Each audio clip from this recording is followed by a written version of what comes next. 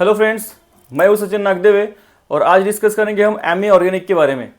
Detail में analyse करेंगे, fundamental check करेंगे और टेक्निकल भी इसकी जानेंगे अपन। इसका फ्यूचर प्रॉस्पेक्ट क्या है ये डिस्कस करेंगे और ये मल्टीबैगर बन सकता है या नहीं, और अगर बन सकता है तो कितने सालों के बाद या कितने सालों तक अपने को ये अच्छा खासा वेल्थ बना के दे सकता है, ये भी डिस्कस करेंगे।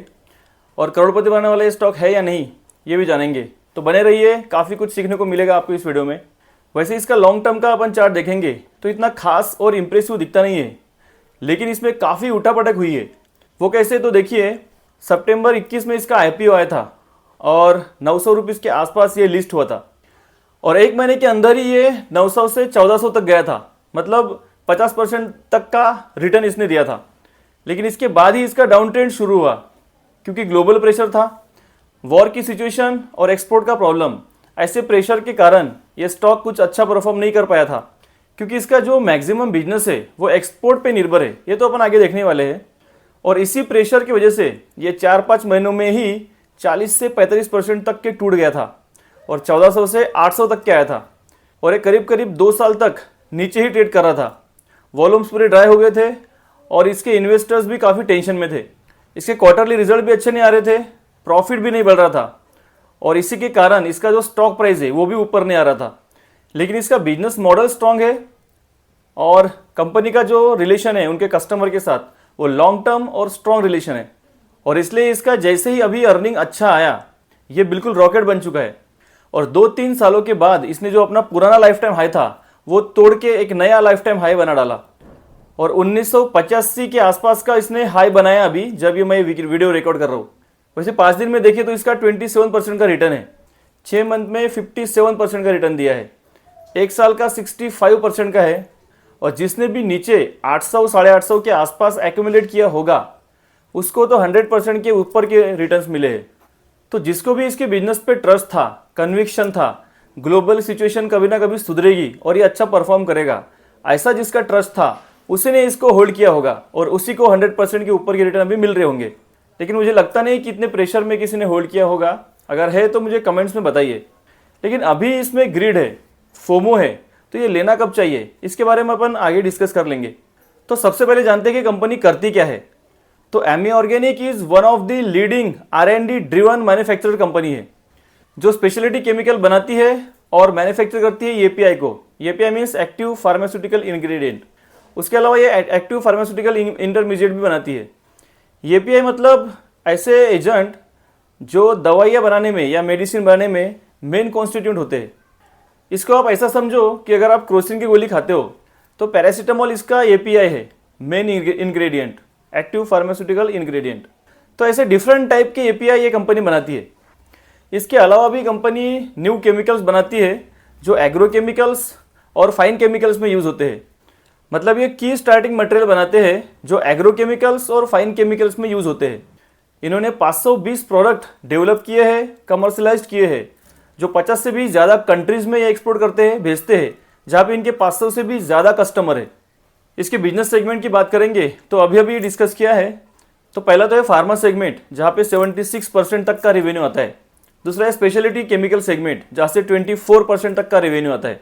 फार्मा सेगमेंट में इनको सालों का एक्सपीरियंस है एपीआई में और 17 थेरेपेटिक एरिया में 185 के आसपास इनकी प्रोडक्ट है जहाँ पे 50 से 90% तक का ग्लोबल मार्केट शेयर इनके पास है।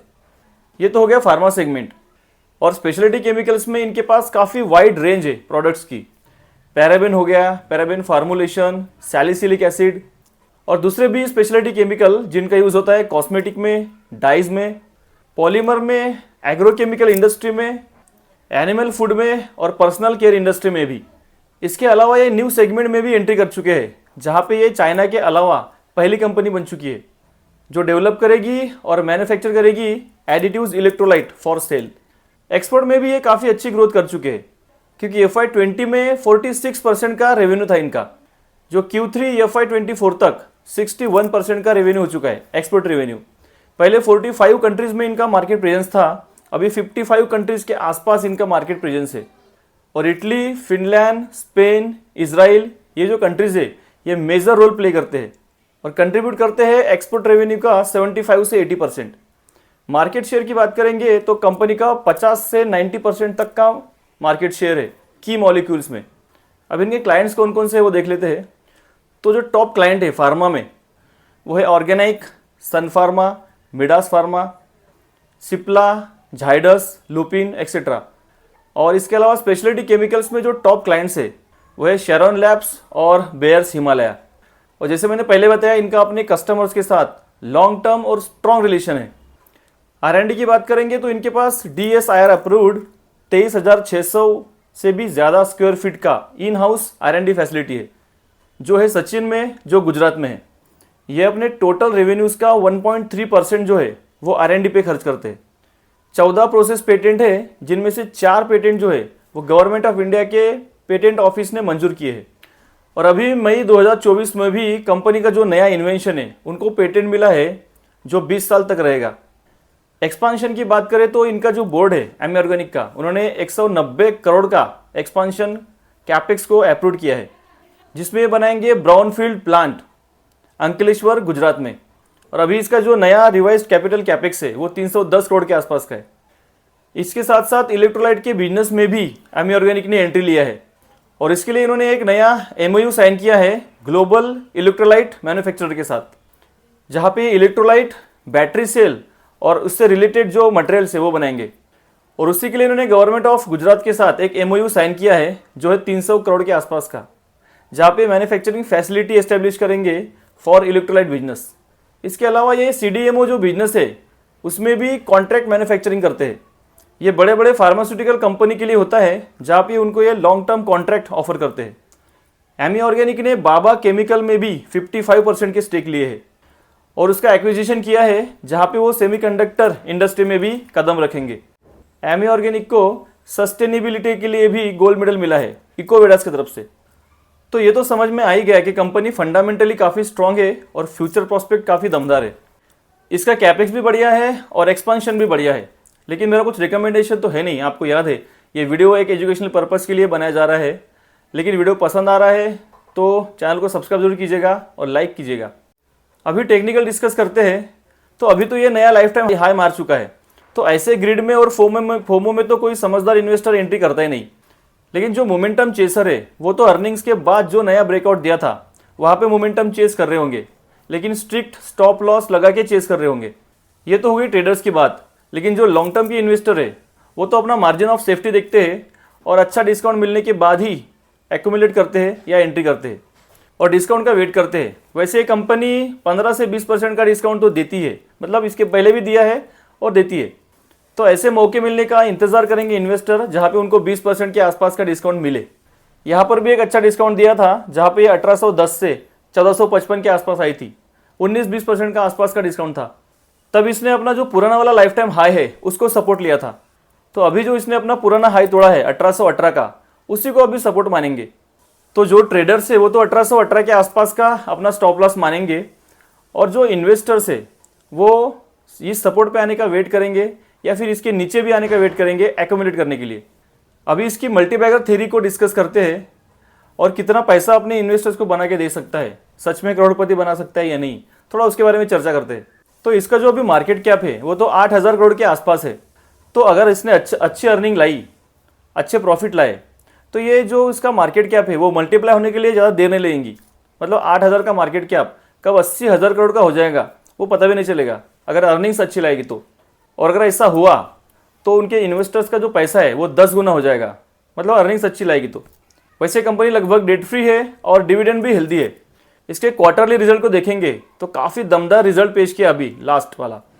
जून 24 में इसके 177 करोड़ के रेवेन्यूज थे और सितंबर 23 में 172 करोड़ के रेवेन्यू थे और अभी सितंबर 24 में 247 करोड़ के रेवेन्यू हो चुके हैं। नेट प्रॉफिट की बात करें तो सितंबर 2023 में 17 करोड़ का लॉस था और सितंबर 2024 में 38 करोड़ का प्रॉफिट दर्ज किया है कंपनी ने।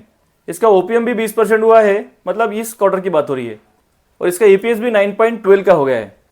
कंपाउंडेड सेल्स ग्रोथ जो है वो 25% की है 5 साल के लिए और कंपाउंडेड प्रॉफिट ग्रोथ जो है वो 21% की है 5 साल की।